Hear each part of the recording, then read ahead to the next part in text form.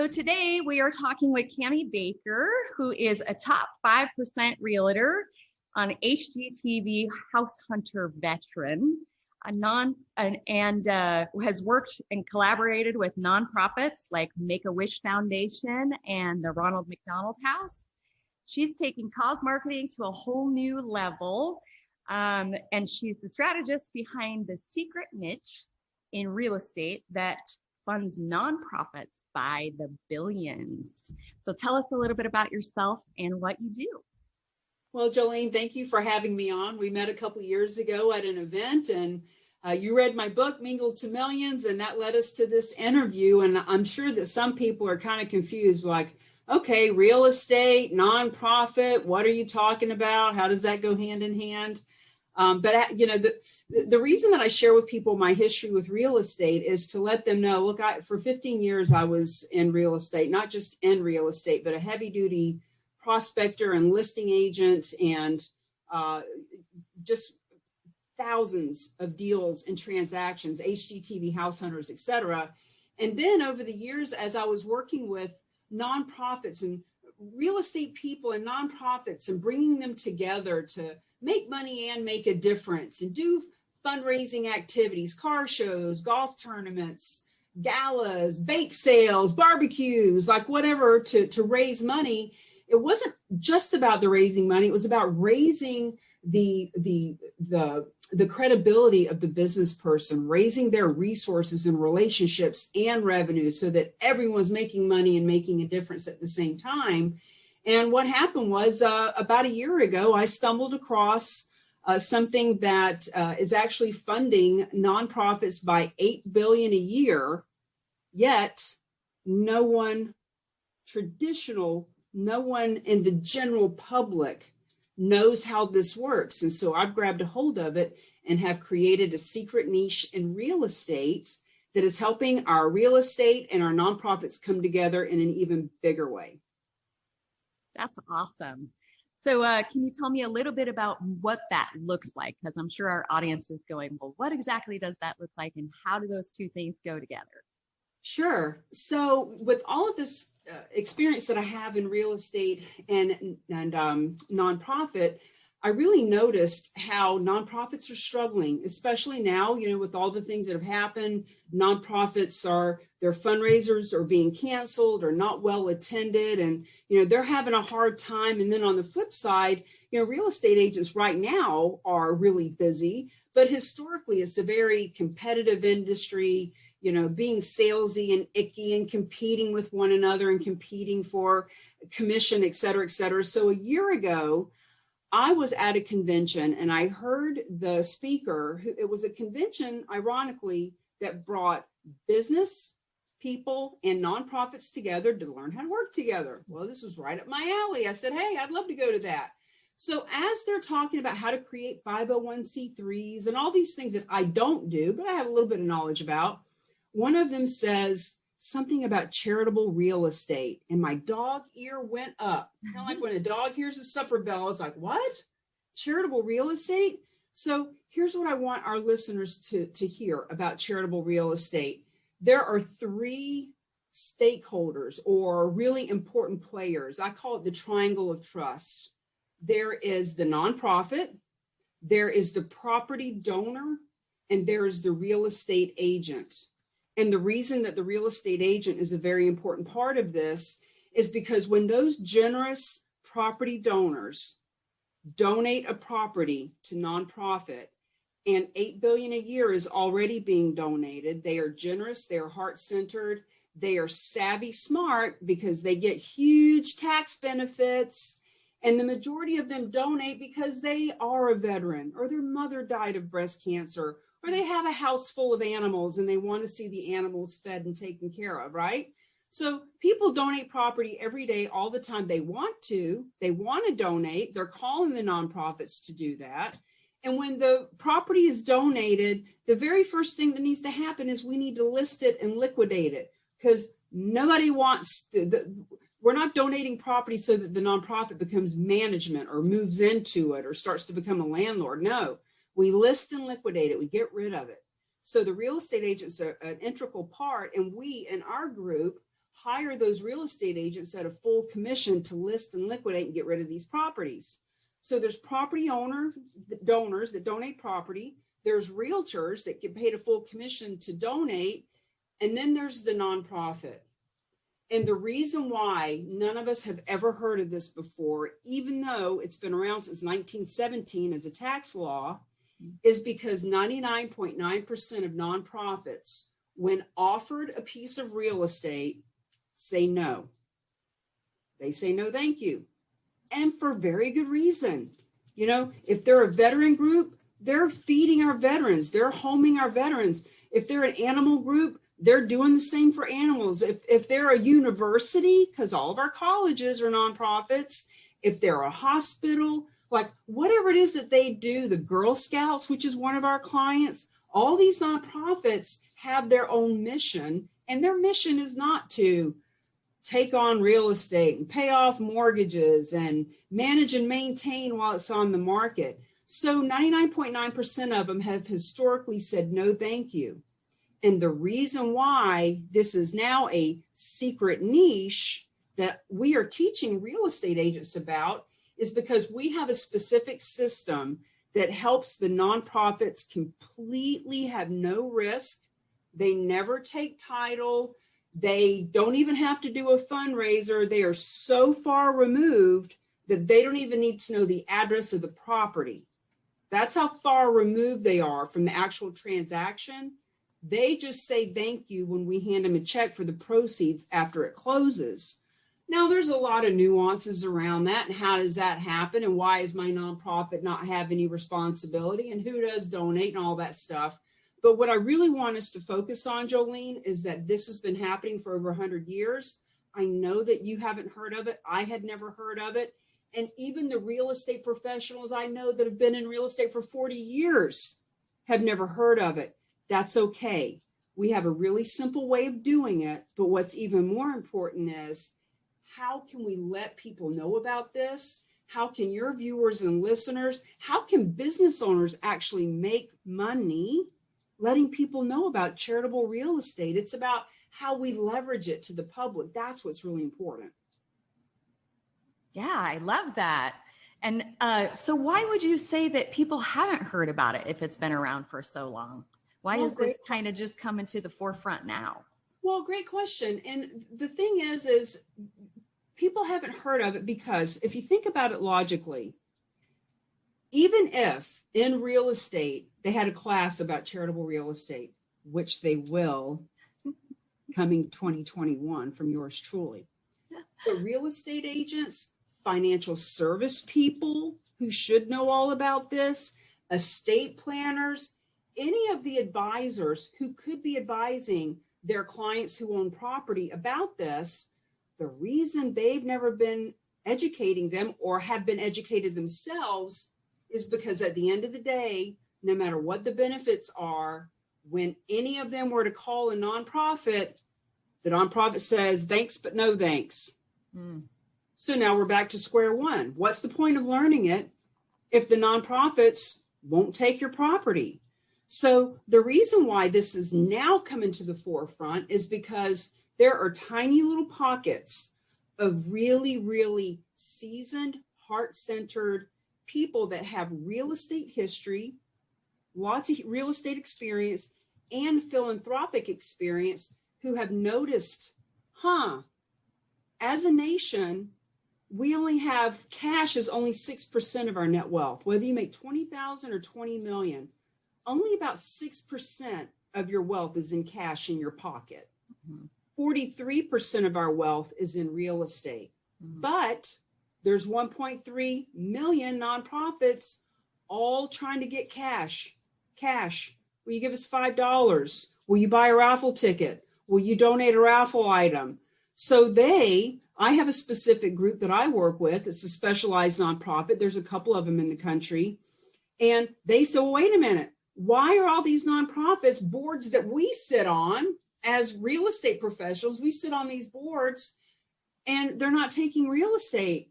Why is that? And so they figured out, it's because it's not in their mission statement. They're not supposed to take real estate. But what we can do, we can create We can create a specialized nonprofit whose sole purpose is to take property as a donation, list it and liquidate it, and give the cash to all of our nonprofit friends, any of them. Anyone with a 501c3 can be granted the proceeds of a real estate donation.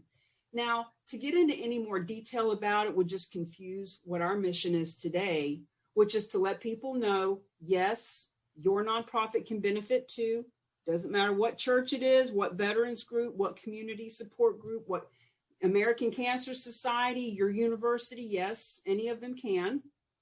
So let's talk about how we can let them know. And the reason why I focus on real estate agents, even though any business person could benefit from this in many different ways, but the real estate agent gets paid a full commission to list and liquidate these properties. So that in and of itself gets their attention. And typically real estate agents, the ones that I work with, the 5%, it's only 5% that I work with, they are heart-centered. They're already part of the fundraising committees. They're already out selling raffle tickets and volunteering at the golf tournament.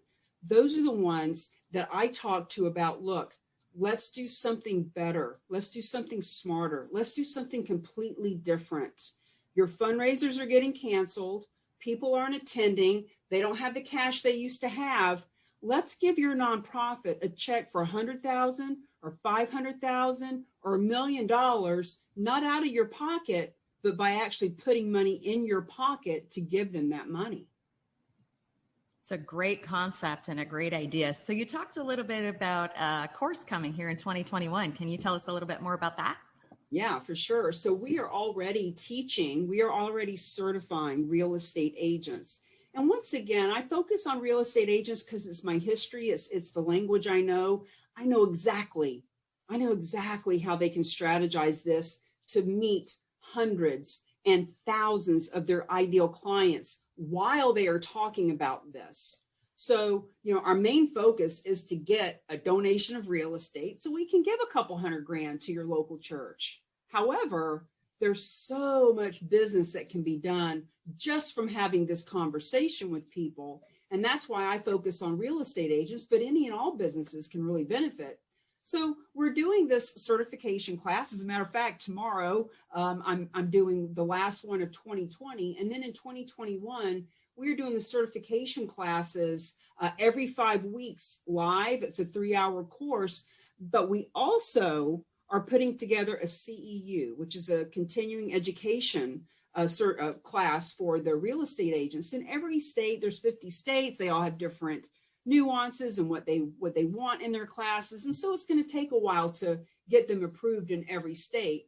But suffice it to say, my goal is to have $1 billion of real estate donated to nonprofits worldwide through our group of the Real Agents of Change, and to have a certified specialist in real estate in every city in this country, so that all nonprofits know that they can get funded this way, so that my real estate friends can actually have a niche that is not competitive.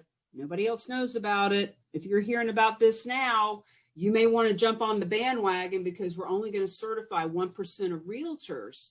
And ultimately, if you want to recruit, whether you're a real estate company owner or whether you have any kind of business, if in your HR department you want to attract the right kind of people, the heart-centered people, you and I were just talking about how, the average business owner now, the employees that they're wanting to attract, they don't even want to work for a company that's not on purpose and socially responsible and doing something great.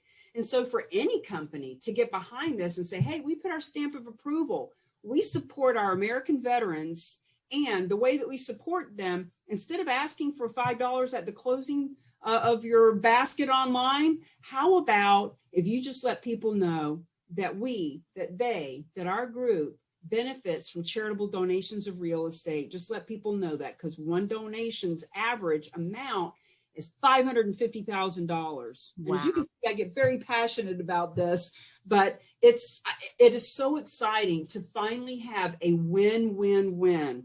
The realtor gets paid a full commission with no competition. The property donor has tax benefits that they never would have had, including not paying any capital gains tax, and they get to leverage and leave legacy for the nonprofits they love without taking cash out of their pocket. And the nonprofits statistically proven, can share this with anyone who wants to have the conversation. They can grow 5 times the amount of donations they're currently taking in. They can grow 5 times that without adding any other donors to their donor list, because in that donor list that they have, there are people that if they knew that they could donate to you, they would. And we just have to let them know that, yes, you can accept it. Wow, that's incredible. And I who doesn't want to make money while making a difference, right? Girl, I've been saying that for years. You know, you read it in my book, Make Money and Make a Difference. And when we're doing cause marketing, you know, one of the best examples that I give that people remember, back in the 90s, Starkist Tuna put on their can of tuna, Dolphin Safe. Mm. And when they put Dolphin Safe on their can, here's what happened. The American public started buying more Starkist tuna because they were Dolphin Safe. Yeah. They were doing something good for the world. So they sold more tuna, number one. Number two, all the people who ate tuna were saying to their friends, you better be getting Starkist. You better be saving the dolphins. How dare you buy that off brand? I wouldn't eat that crap. They're killing dolphins. So the public was helping to promote it for free. And the third thing is that can, 10 cents more a can. Wow. Same tuna, but they paid more because they were being politically correct. They were socially responsible. So the point of that story is 87% of our consumers, customers, clients will choose the company, the product, or the service provider that is socially responsible.